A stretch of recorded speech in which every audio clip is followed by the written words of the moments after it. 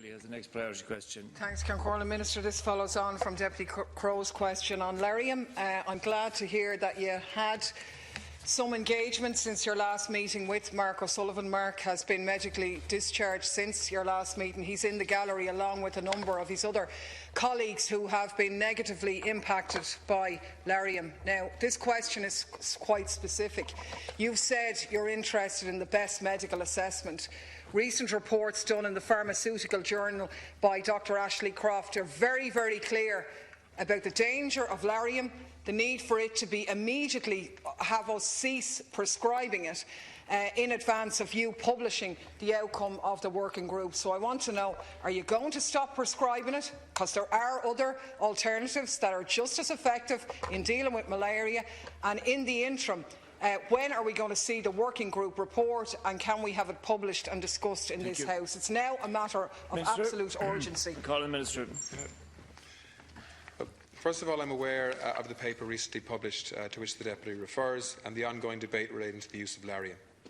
The health and welfare of the men and women of the Defence Forces is a priority, as I said earlier to Deputy Crow. As I've already indicated to the House, the choice of medication for overseas deployment, including the use of Larium, is a medical decision made by medical officers in the Defence Forces, having regard to the specific circumstances of the mission and the individual members of the Defence Forces. Significant precautions are taken by the Defence Forces medical officers in assessing the medical suitability of members of the Irish Defence Forces to take any of the anti-malarial medications. It is the policy of the Irish Defence Forces that personnel are individually screened for fitness for services overseas and medical suitability, i.e. the medical risk assessment for Larium is carried out on an individual basis. The Irish Defence Forces policy in relation to the use of anti-malarial medication is in line with the current Health Products Regulatory Authority and approved summary of product characteristics. As I previously indicated to the House, my department established a working group in January 2011 to examine the use of Larium and other anti-malarial drugs in the Defence Forces. The group produced its report to the former Minister of Defence in 2013.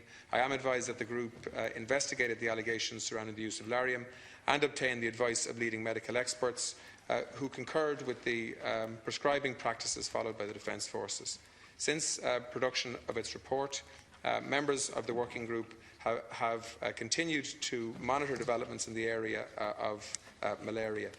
My department has recently reconvened that working group. The group is engaged once again with experts, both nationally and internationally, in relation to the use of Larium and other anti-malarial drugs in the Defence Forces. And as I said, I expect to get that.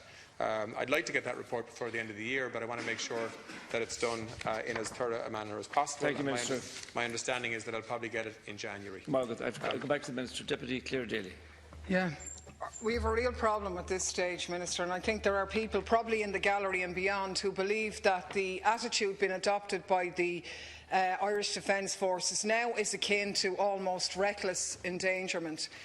It's an absolute fact that other drugs deal just as effectively with malaria as Larium does, but Larium has 27 side effects, neurological side effects which last and have permanent damage. Malaria, in actual fact, is treatable if it's identified early, and the other two drugs are just as effective. They have substantially less side effects than Larium has. So why would you not prescribe it in the interim? The French never prescribed it. The Americans have suspended it. There's investigations in Australia. You know from across the water in Britain, let me finish, you know across the water in Britain almost 2,000 British soldiers were given Larium last year. 14% of them were treated for side effects. Since 2008, almost 1,000 people in Britain have been hospitalised in psychiatric hospitals or treated in mental health facilities for side effects of Larium. What people want to know is, could you cease it now, convert to one of the other drugs and publish the report promptly so we can get out of this nightmare for people? Minister? Well, of course we will we'll publish recommendations as soon as we have them. But it's not true to say, you're making sweeping generalisations, Deputy. The US decided to stop using Larium for troops that they were sending to Afghanistan. We have troops in Afghanistan, and we never gave them Larium because it's not the appropriate drug that you actually use when you send troops to to Afghanistan.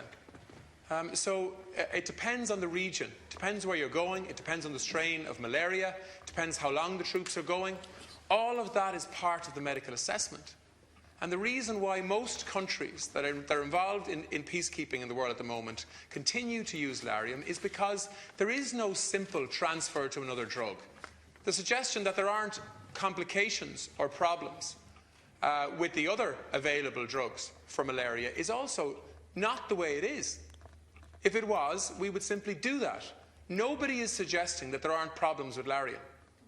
What we're trying to do is minimise those problems through effective screening and only using Larium where it is the recommended drug to minimise the likelihood of having a problem with malaria. Thank you. And so we don't always prescribe Larium.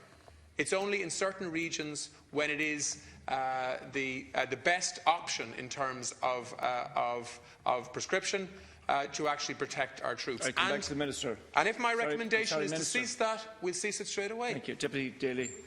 Problem with this. It's an absolute fact that many Defence Forces personnel would refute strongly your assertion that there is individual screening. In actual fact, they testify to the opposite, that they're not given appropriate warnings, that they're not assessed for their previous mental health history and so on. And to be honest, even if they were, are the measures put in place to protect them, given that it could jeopardise their careers? You talked about earlier weighing up the risk assessments. In an answer to me on the 4th of November, you admitted that in actual fact the Defence Forces have not carried out adequate risk assessments in relation to this drug. You've reinforced in that answer that Larium is, if you like, the first drug of choice in dealing with malaria for Ireland, which is out of sync with other Defence Forces around the globe. And you see, the problem is what you haven't done in these risk assessments. Why haven't you assessed how many people, how many deaths through Larium suicides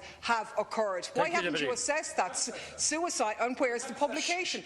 Where's your assessment of the permanent neurological damage done to former Defence Forces personnel in our state? I come back, Minister. Malaria is treatable. The side effects from Larium are not. It has destroyed the lives of people in this gallery and their families, and it's just not good enough to carry on regardless when the known side effects for this drug were identified in 1995 and the information is getting stronger by the month. Why do you keep doing it and exposing others?